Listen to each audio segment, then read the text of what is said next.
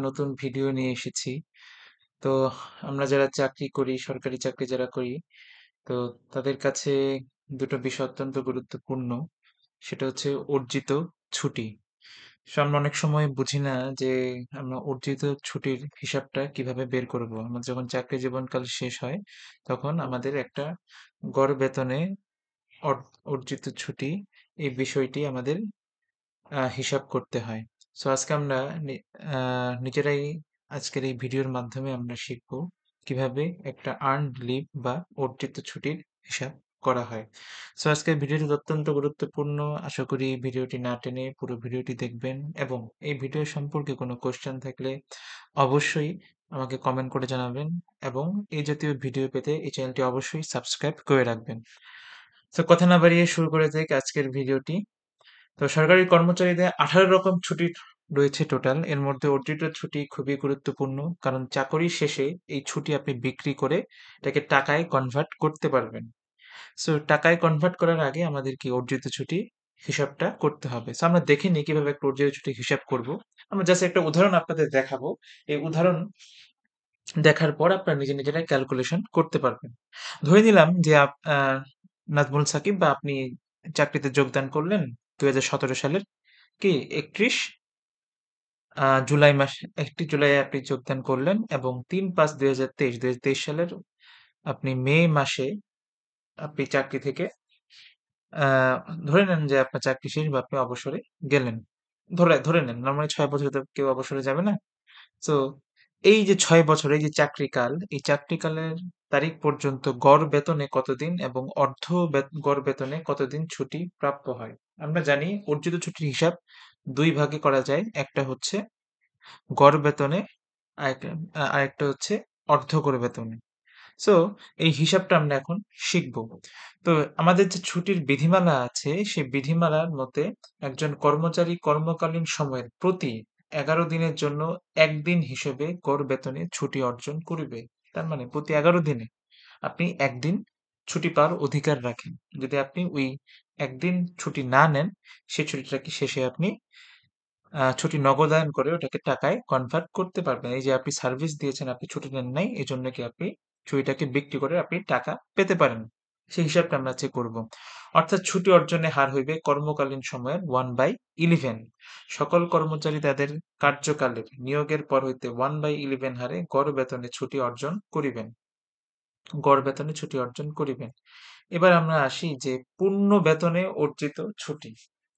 প্রত্যেক কর্মচারী দায়িত্ব পালনে কার্যদিবসের 1/11 হারে পূর্ণ বেতনে ছুটি অর্জন করিবেন এবং পূর্ণ বেতনে প্রাপ্ত এককালীন যে ছুটির পরিমাণ সেটা ৪ মাসের অধিক হবে না।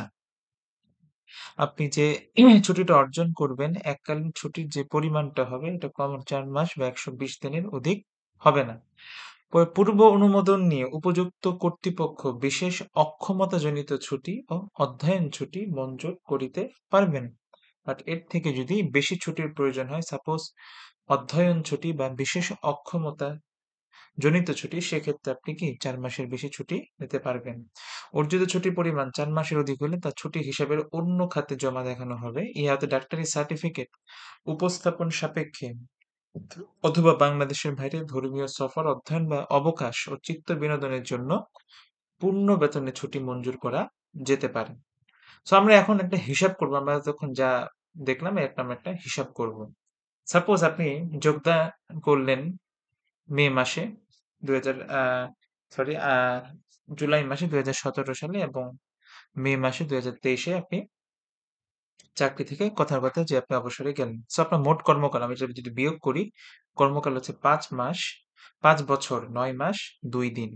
সো ৫ বছরকে আমি দিনে কনভার্ট করি। ১ বছর ৩৬৫ হলে সো ৫ বছরে কত গুণ করলে এতদিন পাচ্ছি। এবং ৯ মাস, ৯ মাসকে দিনে কি ৩০ দিনে গুণ করলে এতদিন হচ্ছে এবং আর ২ দিন আছে ২ দিন। সো টোটাল যদি আমি এই ৩ টা যোগ করি তাহলে কত ২০৯৭ দিন হলো। এবং আমরা এটা জানি যে চাকরিতে প্রতি ৩ বছর পর আমরা একটা শান্তি বিনোদন ছুটি পেই এবং একটা ভাতা পাই। সেই শান্তি বিনোদন ছুটি কি ১৫ দিন। নরমালি নিয়ম হচ্ছে ১৫ দিনের আপনি একটা ছুটি পাবেন প্রতি ৩ বছর অন্তর। সো এই যে আমরা ধরে নিলাম যে ওই ৩ বছরের মধ্যে ৫ বছরের মধ্যে আমি একটা শান্তি বিনোদন ছুটি পাবো। তো সেই ক্ষেত্রে এই 15 দিনটা আমি বিয়োগ করলাম, তাহলে আপনার কতদিন হচ্ছে 2082 দিন আপনি অতিবাহিত করেছেন। যদি আপনি শান্তি বিনোদন ছুটি ব্যতীত অন্য কোনো ছুটি ভোগ করে না থাকেন, তাহলে সাপোজ আমি এই 5 বছরের মধ্যে শুধু শান্তি বিনোদন ছুটি ভোগ করেছি, অন্য কোনো ছুটি ভোগ করি নাই, তাহলে 2082 দিনই ক্যালকুলেশন করবা। যদি অন্য কোনো ছুটি ভোগ করি তাহলে কি 2082 থেকে সেই দিনগুলো মাইনাস দিতে হবে।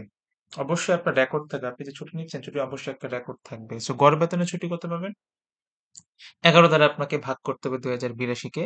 সো আপনি ভাগ করে কত পেলেন? পেলাম 179 দিন টোটাল। টোটাল পেলাম কত? 179 দিন। এবং একক অর্জিত ছুটি হতে ভোগকৃত ছুটি বাদ দেয়া হলো। এই যে টোটাল 179 দিন ছুটি পেলাম, এর মধ্যে থেকে কি আমি 15 দিন ছুটি অলরেডি ভোগ করেছি, আমি সেই 15 দিনটা বাদ দিলাম। বাদ দিলে কত হচ্ছে? 174 দিন। টোটাল কত হচ্ছে? 174 দিন। তো 174 দিনকে যদি মাসে কনভার্ট করি তাহলে কি 30 দ্বারা ভাগ করতে হবে, কারণ এক মাসে হচ্ছে 30 দিন। তো 30 দ্বারা ভাগ করলে আমি পাচ্ছি কত? 5 মাস 24 দিন। হ্যাঁ, আমি এটা হচ্ছে গড় বেতনে আমি ছুটি, আহ, যেটা হচ্ছে সেটা হচ্ছে 5 মাস 24 দিন, এবং সেটাকে আমি কি টাকায় কনভার্ট করতে পারবো, এটা বিক্রি করে আমি কি টাকা পেতে পারবো।